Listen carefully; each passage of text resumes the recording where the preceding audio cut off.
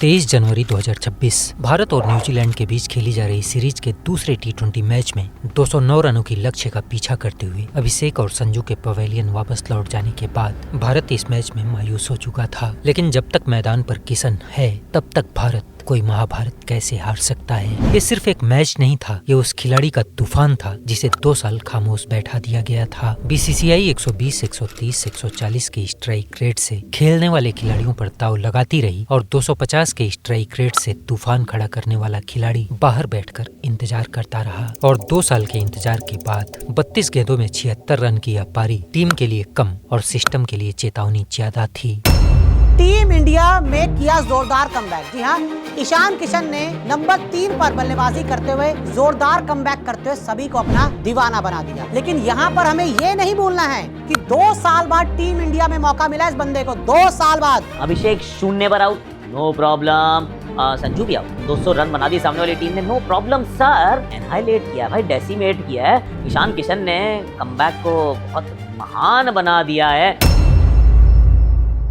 28 नवंबर 2023 Australia के खिलाफ तीसरा टी20 मैच। ईशान किशन क्रीज पर आए और 5 गेंदों पर बिना खाता खोले 0 पर आउट हो गए। लेकिन पवेलियन की तरफ लौटते हुए ईशान किशन को क्या पता था कि यह टीम इंडिया में उनका आखिरी मैच है। अगले 2 साल तक वह नीली जर्सी को छू भी नहीं पाएंगे। उस रात ड्रेसिंग रूम में जो ईशान बैठे थे वह नहीं जानते थे कि उनके करियर का सबसे काला अध्याय आज से शुरू हो चुका है। लेकिन यह कहानी यहाँ से शुरू नहीं होती है। इस कहानी की शुरुआत हुई थी भारतीय क्रिकेट इतिहास के उस काले दिन से। 19 नवंबर की वह मनहूस तारीख, विश्व कप 2023 का फाइनल, करोड़ों भारतीयों के सपने और ऑस्ट्रेलिया ने उन सबको चकनाचूर कर दिया। लेकिन उस रात ईशान किशन का दर्द कुछ अलग था। ईशान भी ड्रेसिंग रूम में बैठे थे लेकिन इस मैच में खेल नहीं पाए थे। पूरे विश्व कप में सिर्फ 2 मैच, ऑस्ट्रेलिया के खिलाफ 0 रन और अफगानिस्तान के खिलाफ 47, बस इन्हीं 2 मैचों में ईशान को टीम में जगह दी गई थी। बाकी सारे मैच में ईशान बेंच पर बैठकर सिर्फ इंतजार करते रहे, ड्रेसिंग रूम में बैठे रहे, अपने ही साथियों को खेलते हुए देखते रहे। हर मैच से पहले किट पैक करना, स्टेडियम जाना, वार्म अप करना और फिर सुनना, आज तुम नहीं खेलोगे। यह सिर्फ निराशा नहीं थी बल्कि वह धीमा जहर था जो हर रोज ईशान को पीना पड़ता था। हर शहर, हर होटल, हर स्टेडियम में टीम के साथ रहना लेकिन कभी मैदान पर उतरने का मौका नहीं मिलना।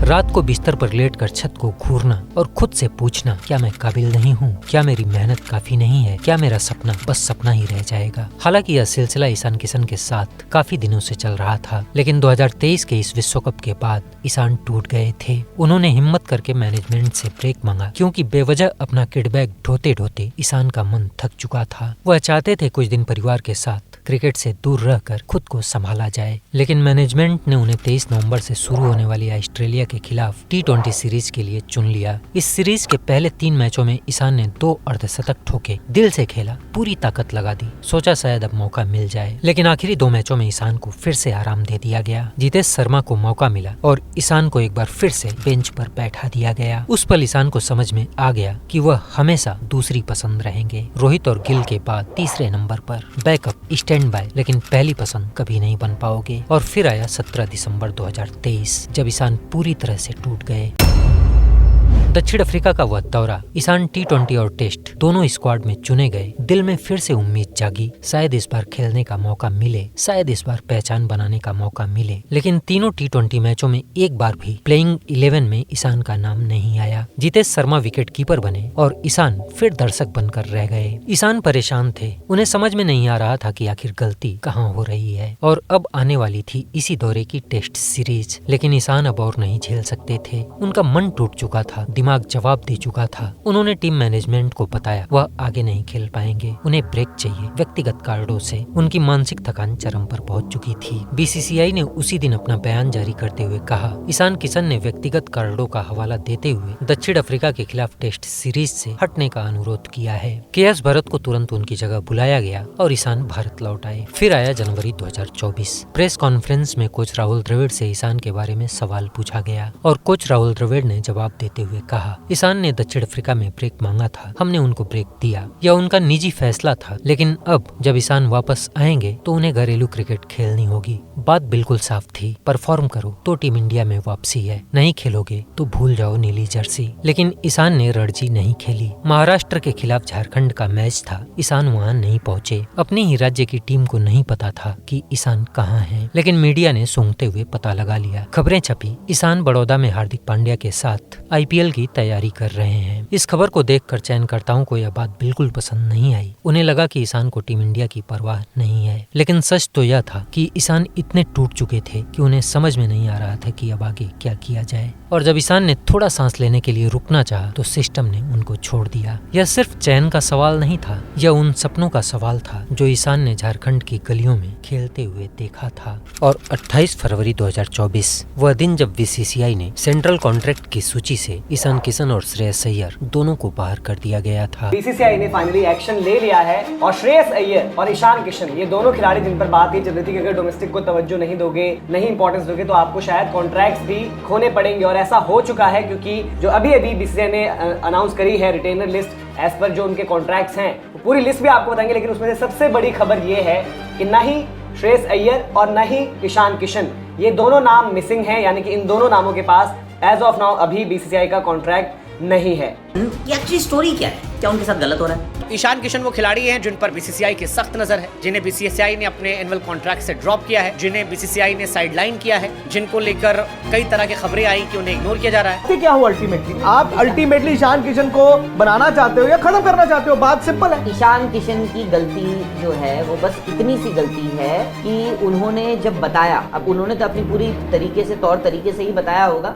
बट टीम मैनेजमेंट को वो बात जिस हिसाब से रिसीव हुई या जिस हिसाब से कन्वे की गई वो पसंद नहीं है। उन्होंने कहा जा चल। There is no Shreyas Iyer, Ishan Kishan भी वहाँ पे मौजूद नहीं है। एक दिन पहले तक ईशान किशन ODI में दोहरा शतक लगा चुके खिलाड़ियों की सूची में शामिल थे और अगले ही दिन वह ऐसे खिलाड़ी बन गए जिनका सेंट्रल कॉन्ट्रैक्ट रद्द कर दिया गया था। ईशान और श्रेयस का सेंट्रल कॉन्ट्रैक्ट रद्द, BCCI का सख्त फैसला, घरेलू क्रिकेट से मुंह मोड़ने की कीमत। मीडिया में तमाम तरह की खबरें दौड़ रही थी, लेकिन उस दिन ईशान किशन के मन पर क्या बीती होगी यह कोई नहीं जान सकता है। शायद वह टूटे होंगे, शायद रोए भी होंगे, लेकिन जिंदगी कभी रुकती नहीं है। 2024 का IPL आया, ईशान मुंबई इंडियंस के लिए खेले। इस IPL में कुल 14 मैच और 320 रन और औसत सिर्फ 22 का। 14 पारियों में सिर्फ एक अर्धशतक। ये ईशान उस ईशान से कुछ अलग था, वो ईशान जिसने 2020 में 516 रन बनाकर मुंबई को खिताब दिलवाया था।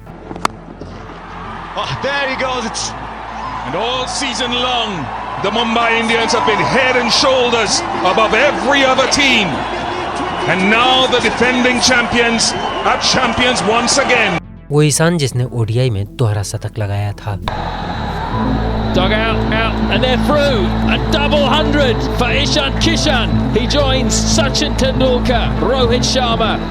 2024 का IPL खत्म हुआ और ईशान ने फैसला किया अब वही करना होगा जो BCCI चाहता है, घरेलू क्रिकेट खेलना होगा। ईशान ने धीरे धीरे एक एक कदम वापसी की तरफ बढ़ाया। पहले दिलीप ट्रॉफी खेली, इंडिया ए के लिए ऑस्ट्रेलिया का दौरा किया, झारखंड के लिए सैयद मुश्ताक अली ट्रॉफी में भी उतरे, विजय हजारे ट्रॉफी में भी खेले, रणजी मैच में खेले। हर मैच, हर पारी, हर रन सबूत था कि वह टीम इंडिया में वापस आना चाहते हैं। 2024-25 का घरेलू सीजन चल रहा था। ईशान को रणजी ट्रॉफी के लिए झारखंड का कप्तान बनाया गया। सौरभ तिवारी रिटायर हो चुके थे, अब जिम्मेदारी ईशान के कंधों पर थी। युवा टीम, नए खिलाड़ी और एक कप्तान जो खुद अपनी वापसी की लड़ाई लड़ रहा था। अप्रैल 2025 आया और एक खबर आई जो ईशान के लिए राहत की सांस थी। BCCI ने 2024-25 के सेंट्रल कॉन्ट्रैक्ट की सूची जारी की। ईशान का नाम इस सूची में वापस आ गया था, लेकिन ग्रेड C में 1 करोड़ रुपए सालाना। लेकिन अभी भी टीम इंडिया बहुत दूर थी। IPL 2025 शुरू हुआ। ईशान हैदराबाद की तरफ से खेले, राजस्थान रॉयल्स के खिलाफ पहला मैच, और उस दिन फिर से वही पुराने ईशान बन गए। सिर्फ 47 गेंदों में नाबाद 106 रन, 10 चौके और 8 छक्के। IPL में यह ईशान का पहला शतक था। पूरा स्टेडियम गूंज उठा। ईशान ने अपना हेलमेट उतार उतारा, आसमान की तरफ देखा, शायद भगवान को धन्यवाद किया। लेकिन अभी भी टीम इंडिया दूर थी, अभी भी इंतजार करना बाकी था। और फिर आया सैयद मुश्ताक अली ट्रॉफी 2025-26। झारखंड के कप्तान ईशान किशन। यह सिर्फ टूर्नामेंट नहीं था, बल्कि यह ईशान की आखिरी परीक्षा थी। यह वह मौका था जो शायद फिर कभी नहीं मिलता। और ईशान ने ऐसा कारनामा किया जिसने बीसीसीआई को सोचने पर मजबूर कर दिया। पूरे टूर्नामेंट में 517 रन, सबसे ज्यादा रन बनाने वाले खिलाड़ी, 197 का स्ट्राइक रेट और कुल 33 छक्के। और फाइनल में हरियाणा के खिलाफ 49 गेंदों में 101 रन, 6 चौके और 10 छक्के। और सैयद मुश्ताक अली फाइनल में शतक लगाने वाले पहले कप्तान बने। और झारखंड ने अपना पहला सैयद मुश्ताक अली ट्रॉफी